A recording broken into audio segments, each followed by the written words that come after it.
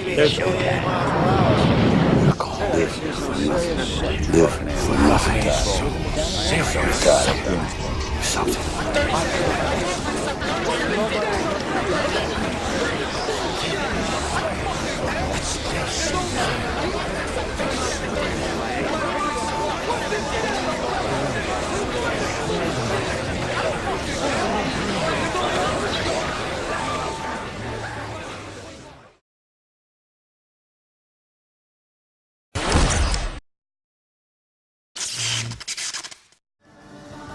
Pop quiz. Chances are you've seen some of this year's blockbusters. But what do you think they're rated? What are you? I'm Gotham's Reckoning. The Dark Knight Rises is the movie everyone's talking about this year. It did have a lot of dark moments, but it's a movie people of all ages can enjoy, which is why it got a PG rating. The Hunger Games is based on a book aimed towards teenagers. It's a grim story with a fair bit of violence and disturbing content. It's a movie way too scary for children, so it gets a 14A. Game changer. Project X is filled with sex, drugs, and techno music. Frequent scenes of kids doing things they're not supposed to is why the movie is 18A. So what do all these ratings mean? It seems a lot of people don't really know. I know rated R is restricted, so you gotta be like 18 plus. I know general is like anybody.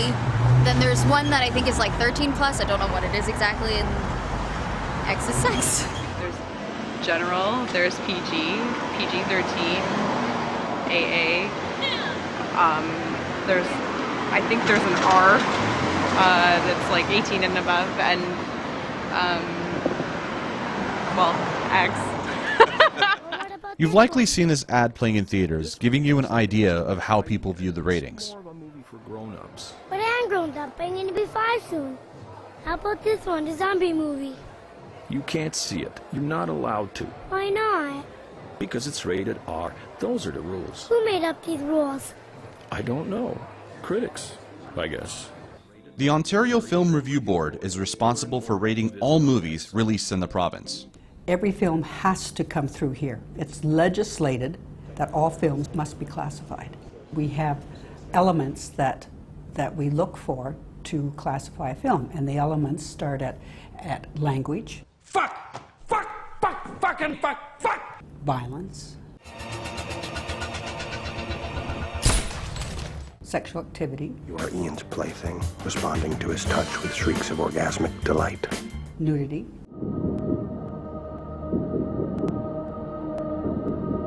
Psychological impact. Let's put a smile on that face. And horror.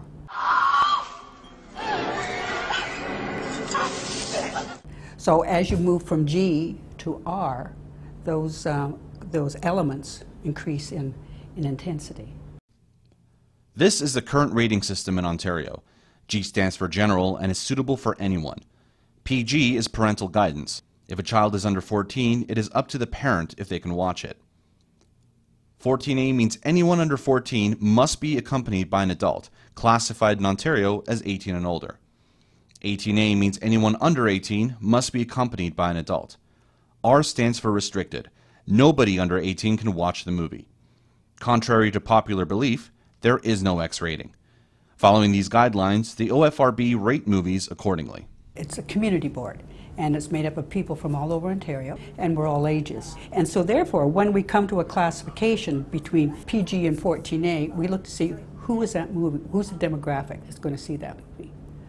Who's it suited for? I mean, where do we think the distributor wants this movie to go? And we classify it sort of that way. So what happens if you see a movie and disagree with the rating? A lot of people complain to the theater manager.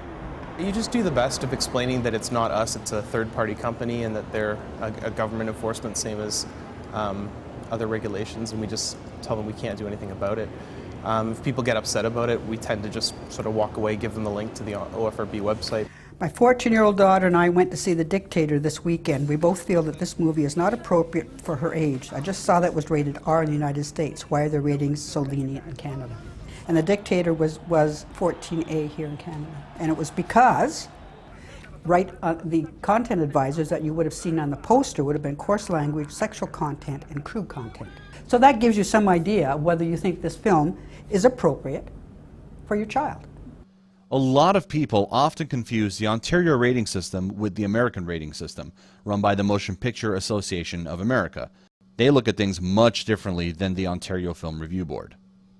In the States, it's the industry who runs the classification. It's not an individual board, it's the industry. So here, we're one step removed. Okay? The industry submits to us, and we look at it. And if they don't like it, they can appeal it. I think it's interesting that, you know, the OFRB being a government system means it has to be accountable to people, whereas my understanding of the MPAA is that it's more of a private organization that doesn't need to be held accountable by anyone. If they choose to make a decision, that's the decision, and there's no fallback if they've made the wrong decision. Whereas in Canada, you know, because they are run by the government, at the end of the day, they can be held accountable by someone else. The MPAA website lists the different ratings used throughout all the states. G and PG are exactly the same as the ones we Ontarians use. PG-13 means anyone under 13 years of age must be accompanied by an adult, much like our 14A. The R rating in MPAA policy means anyone under 17 must be accompanied by an adult, much like our 18A. NC-17 stands for no children 17 and under allowed under any circumstances, much like our R rating. While the ratings may generally seem the same, the guidelines are different. One major example is smoking in movies. In 2007, the MPAA adopted a policy that regarded smoking in movies to be a factor to receiving a higher rating, just as they view violence, sexual situations, and language. You know, Mom, just apologize, be nice, and she'll calm down. The reasoning behind this is they want to stop promoting the concept of smoking to their children. The most recent case of this is last year's Rango. Originally rated PG-13, it was bumped up a month later to R because it had a lot of scenes with the character smoking. You are gonna save us, aren't you? Count on it, little sister. Regardless of the fact that it's an animated movie, the MPAA felt the change was justified. This is my town. A recent 8-month study done in New Hampshire revealed that on-screen smoking in a PG-13 movie has the same results as an R-rated movie. The movie 101 Dalmatians was used in the study.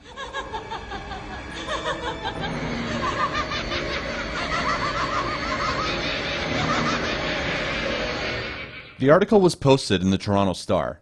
Janet Robinson was quoted stating the OFRB will not regulate smoking. We have our own set of guidelines. We're the same across Canada. We're a little bit different than the States.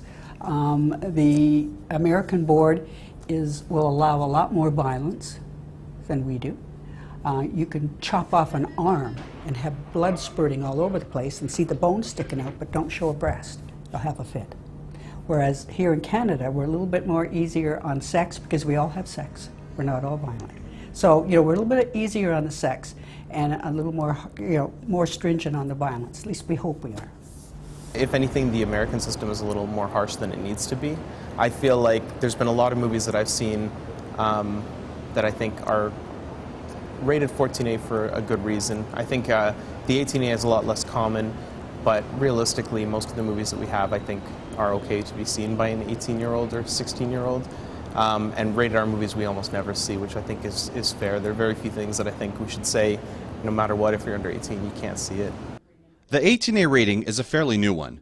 In 2005, a Film Classification Act was put into policy to bridge the gap between movies rated 14A and R. That was necessary because of a court case on adult. They were saying, why do we have to approve these? They're already rated R. And so we had a court case, and it was split between regulation and classification. And so this is when the new act came into place, the 205, the Film Classification Act 205, and that's when that came into effect, and that's when we added the 18A as well. Because before the 18A rating is not without its drawbacks, however. Unfortunately, parents can take 8 and 10-year-olds to an 18A film. And I do get complaints about that, but there's nothing I can do about terrible parenting. I think it's up to the individual to use the information given by the OFRB or the MPAA to ultimately make the decision about what their child sees or doesn't see. Ignorance can only excuse so much, and not many people take the time to understand the classifications, nor do they seem to care to. So I don't really pay attention. I don't feel like I really necessarily need to. But ask yourself this. Wouldn't you rather go into a movie knowing what to expect than risk leaving the theater not liking it?